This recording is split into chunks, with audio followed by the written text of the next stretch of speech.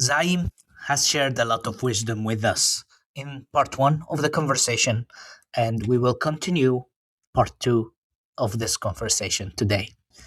We jump straight in to the subject and we talk about the competition in Tanzania. And after that, we talk about how to build a culture, and we end with how the market works in Africa. Enjoy. I'm looking at the competition in Africa and especially in Tanzania because it's one of the first, or I should say Tanzania, right? Yeah, That's the right way to pronounce it. yeah, So in Tanzania, it's one of the first countries, or maybe even the first country that went mobile first with banking, with the fintech. So there's a long history of this country in this industry. So there are also big players that are there for quite a while. So how do you compete with those? Is it not very difficult to enter this market because of that? perfect. I think, when, as I said, Simba Money, the vision is unification, right? Unification of all product services, features embedded, all right? And so telecos or the prominent brands, all right? So they have their own market share, all right? But Tanzania itself is a very high when it comes to demographics, population, everything. All right. So there are lots of pockets that are still Mm. available. All right. Like, for example, for the last 15 years, and that's my advice to all founders out there, like for the last 15 years, nothing has been done on the USSD side, the feature Mm. phone user. All right. Yeah. So the entire digital innovation and everything was focused on the digital user, the app user, the iPhones, the Yeah. Samsungs, and everything. But you'll be amazed when you sit in a room with data, you're going to see that the highest person who brings revenue for a fintech is a feature phone user. All right, Really? because he's a merchant selling fruits. All Yeah. right, all right, he is connected to the community. All right, he has a grocery store. All right, and he's using his phone, all right, as a bank. All right, Mm. he receives money, he checks, yes, money is received, he gives the product to the customer and everything. All right, Yeah. so all right, Africa, as I said, Tanzania, the one of the biggest potential, all right, is all about identifying those pockets, all right. And for any founder of a fintech, all right, needs to understand that digital financial services, all right, operate in an ecosystem, right? Every ecosystem has patterns, all right. Every pattern is dictated by a habit forming product, all right. If you have this market understanding, you're close to the customer, you get that customer centricity approached, all right, you can easily identify which segments the competition or the giants of the market are not focusing on. Because if you start focusing on those pockets, because one of the biggest attribute for any fintech founder is trust, right? Hmm. Trust is Definitely. the ultimate attribute to achieve, because this is where people will bring money into your wallet itself. If you Exactly. start small to that identify a pocket, you generate the right amount of trust, your product, your brand becomes a voice of customer, right? Right, it cascades through across the demographics. You can start from rural, all right, and then the ruler can dictate a transformation shift from the giant to your brand because they Mm. trust your brand more.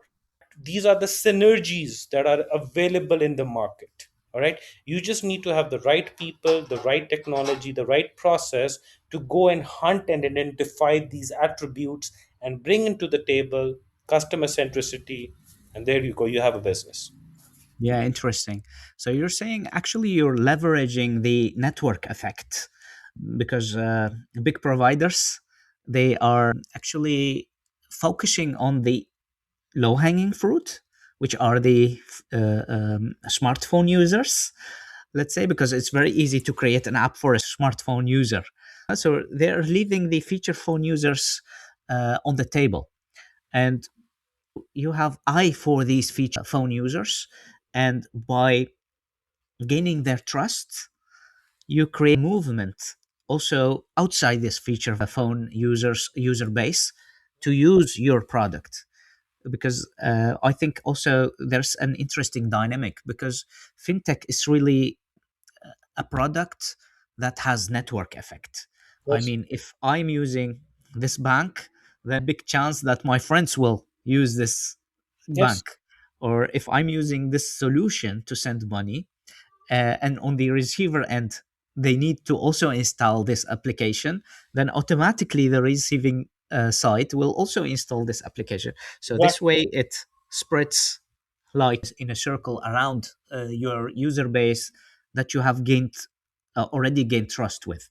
And I think this is a very interesting strategy, is by finding the user base that is not served, is underserved, and then providing very narrow clear solution that really touch the heart of this person and gain his trust, and then automatically the word of mouth will spread, and the network effect will be created around that. So I'm very curious, what is your model? Is it more business to business or business to consumer? So right now, for the last 2 3 years, we have actually gone live with B2B, business to business. So we're providing lot technology services to the banks, mostly banks, all right, and small fintechs, all right. And normally we have gateways, all right. We have technology hubs which banks are using to provide various product and services to their consumers, right? One of the biggest example is that Simba Money remittance hub that has more than 50 corridors, all right, to send and receive money. I think, and we are about to launch. So we will be the second in the market as a fintech. As a fintech, never first, but as a generic, all right, we'll be second in the market to launch merchant international merchant payments. So the bank customers through their smartphones, all right, can actually pay a merchant in China, all right, for example, or a merchant in a UAE, all right, when the goods are coming in, all right. So right now, our B2B has been stabilized, all right, and now we're working with our banking partner to get the final approval for the B2C side, all right. We have completed our alpha test, beta test, and now we are waiting for the final go ahead, all right, and then we're going to launch our super app within Tanzania itself. Oh, beautiful. And if we're talking about expansion, because uh, sending money to other countries, that is possible. Are you looking into expanding into other countries? Do you have a roadmap for expanding? Yeah, for sure, because we are focusing ourselves on the East African belt, all right, Hmm. because there are lots of potential, and to the founders who are out there, Madagascar, Zambia, Angola is huge, showing Definitely. potential, all right, and the Western Africa part as well. So our idea is to actually, in the next 3 years, we'll be in 5 operations in Africa itself. Oh, interesting. And do you think that you will in the future go outside Africa, like Asia or Europe? Yeah, because we are open because the technology that we are bringing to the table is like a laptop, all right? Mhm. It's not a desktop version of a technology. So it's a laptop. You can actually go to any country. You can actually plug and play with a regulation license, and you can start onboarding your live customers. All right. So we are very much open to collaborations. If someone in any location wants to launch a fintech brand, right, we can actually not only give technology, but we have subject matter experts on the ground side, on the go-to-market side. All right. We can actually nurture the initial 1 year, all right, before the final market activation takes off, all right. So technology is there, subject matter experts are available, all right, open for a collaboration. I really like the analogy. I mean, it's not desktop; it's a laptop. You can take it anywhere.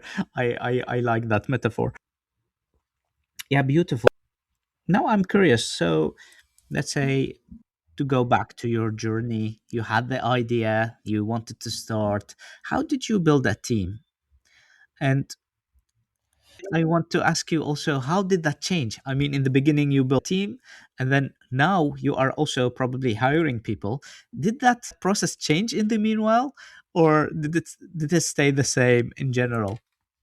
I think hiring was not a difficult for me because in the end of the day, being very well connected part of this industry, and when it comes to fintech, I bring trust. So that's my brand. I offer speed, I offer innovation. I think no, so it was never that much difficult, all right, for me to get the right people in, all right, in terms of what because again, as said, all right, decisions can be taken easy, all right. It's very Mhm. easy for me to like today I woke up and I said I would unify everything under Simba Money, all right, for example, but implementation is always the difficult part, all right, and the one of the implementation is communication, like talking to your colleagues, all right, that you have worked, all right, in different capacity, or they are working in a different brand, all right. It's talking to them, making them understand what you want to achieve, all right. So like it's not a startup, it's a vision, all right. It's not just an app, it's an infrastructure rail will take this ecosystem from here to here, all right. Mhm. Let's design, let's contribute, all right. When you start making sure that the people that you want to work with are also contributors, people start actually taking that leap of faith with you, Mhm. right. Of course you have the stakeholder engagement, all right.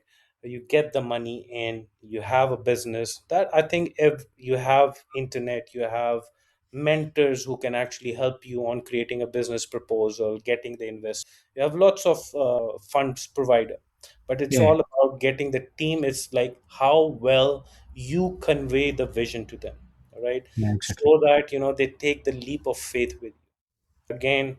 You have to have your golden rules, like customer centricity is one of the key. We achieve trust, right. We have speed to go to market. Mhm. So, and these are the attributes that builds the culture of the company itself, all right. So everyone starts following that culture, right. You start projecting, as a Mhm. leader, you need to walk the talk. If you want customer centricity to be your core, you need to go to the street as well. You cannot sit in your fancy offices having a Zoom meeting and saying that, guys, be customer centric. No, you have to go to the street. You have to walk the talk. All right. So any new joinee that comes, your people and culture manager can proudly say that, our CEO is also in the street. So that is how our customers are important, all right. So you start building those habits early on, all right, so that they're embedded in the foundation that the culture sits on. That's what it is. Yeah, beautiful. It sounds like you have your culture well defined. Is that something you also advise startups and startup founders to do? Because I hear you have your pillars very well defined. You have them already when you are saying what you think is important in your culture. So, do you have a document for that somewhere? How do you communicate these values? I think, I've been fortunate enough being part of really great institutes throughout my career, all right, especially the employer side of it. I was blessed with great mentors throughout my life. And that success goes to them, actually. I've been part of really great corporates, all right, that really polishes you out, all right. And one of the things that I observed that they really were sensitive about and they were really investing on it, or it is the culture. Like for example, you have seen that when this telecom wave hit the world, so it was like French t-shirt culture came, Yeah. jeans came in. Projection was that young and cool. Yeah. So young people, we gonna actually passion to deliver, right. So that was the statement that teleco gave to the world, and that became the culture that everything has to be solution driven, all right. Startups, all right, normally when they are about to be formed, and the first 1 year is always chaos, all right, it's Yeah, called chaos definitely. management, all right. A good leader within startup has to be effective chaos manager, all right, because you are doing firefighting today, you're actually launching something, you're debugging something today, so it's like chaos, all right. And this is very healthy. I always say that chaos is like really healthy, because it actually gives you the opportunity to identify what are the dynamics of your team, Mhm. right? Why they are actually, working beyond the call of duty, Mhm. why they are actually working beyond 9 to 5. And that is, these are the attributes that is your definition of the culture itself. Document them, talk to them about it, guys. Like for example, one of the sales KPI or the golden rule, we are always closing, that we need to close. So that is a very good golden rule, that no matter who, whatever you do, you need to close your sale. When it comes to experience is a combination of effort and trust, for example. So when you start communicating, and when you, as a leader, when you're seeing people under this chaos, you are able to identify those ingredients that define your culture. Then you communicate, you document, all right, just like an employer handbook. But now I think, it's a digital age, all right. It has to be embedded in your product, because culture cannot rest in a book, all Yeah. right. The culture needs to be out there. It has to be in your product, it has to be in your brand, it has to be the moment you enter your office, it has to be everywhere, all right. So that's what culture is. You cannot capture culture in a book, all right. So I think, as a leader, you need to be very much adaptive, all right. You need to actually define and identify those right ingredients, all right, that defines your culture. Yeah, definitely. Beautiful. I think that's an interesting viewpoint about culture. So, what you are saying is the chaos that happens sometimes is actually a very important data set. And if you are listening well enough through that data set, it can provide you a lot of ingredients for creating a very healthy culture, let's say. And you need to listen very well, you need to observe very well as a leader, and take those ingredients that are useful in your culture and amplify them as Yeah. much as possible. Document them, but live them. That is the most important thing. Yeah, beautiful. Zaim, I'm very curious. This also touched the culture thing, and as I have been listening to you, I can see that you are making quite some impact in the world and that you are customer centric. What I think is very interesting to understand is how do you balance this impactfulness or purposefulness with the profitability? Because sometimes I can imagine that these come in some kind of clash Hmm. Hmm. because your profit or bottom line of your P&L, Hmm. um, you can maximize that Yeah. and lose some of the customer centricity. So, how do you balance that correctly, and how do you make sure that you don't lose this very important value? Perfect. So I think I'll tell you one thing. When you are customer centric, all right, and all your strategies, when I spoke about in the beginning, market activation, Mhm. normally your profitability is affected by the amount of investment that you have done initially, right? Yeah, Okay. So yeah, this is normally the definition of profitability. Your product goes live, and then you start monitoring it until it starts making money to you, all right. But what I'm trying to tell the founders today is that you fix your investment, you increase the efficacy of your technology and process in the beginning. Do not mhm, do fish netting, yeah, do tactical marketing, be customer centric. Why customer centric? Because if you are customer centric, you're going to create habit forming products. Mhm. Habit forming products are trust generated. They generate trust. All right. Trust generate voice. All right. Voice generates recommendation. All right. So you can find customers coming in from those channels which you have not even invested a single dime on marketing, Yeah. because the trust is forcing them to convert and become your customers, right? So if you implement the customer centricity approach in all aspect, technology, process, people, all right, you will have the right impact. You don't need to balance between customer centricity and impact, because profitability is actually an end goal of any business. All right. What is a business? Business is a transaction between product and services. All right. Mhm. And both party get something. Is a win-win situation. Exactly. This is what business is, right? All right. So in the end of the day, if you fix those things as an input, all right, your output is profitability. Your products are habit forming. Habit creates trust. Trust creates voice. Voice creates recommendation. And this is what we learned in our university. Remember the theory of marketing, right? Yes.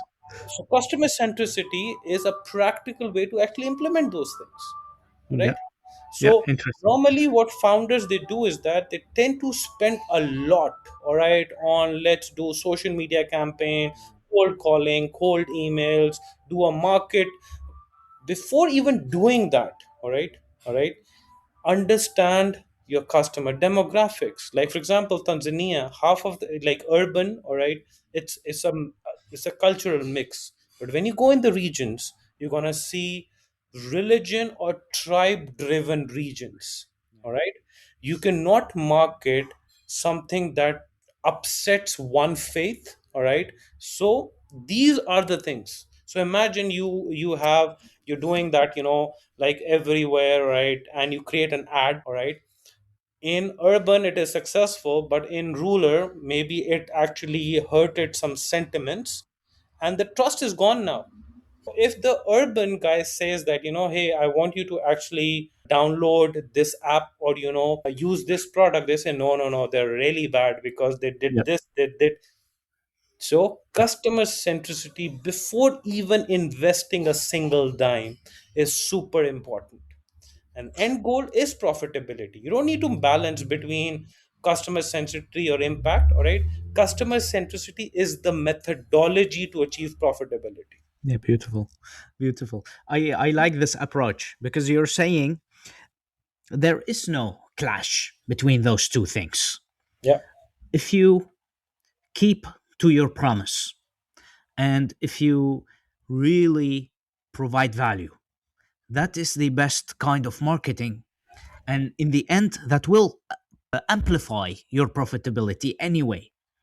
So instead of seeing them as two contradictory values, activities, they are actually quite aligned if you pull it well, pull it out well. So don't be afraid to really be impactful, but try to align your impact with your customer, with the audience. And if you do that well, you gain trust, and that will automatically amplify your profitability. So, Perfect. I think to perfect. the founders, you should say that one hand on the marker to write something on the whiteboard, and one hand to hug the customer. So the chemistry, right? I love that. I love that. I think it's a very nice one to close with.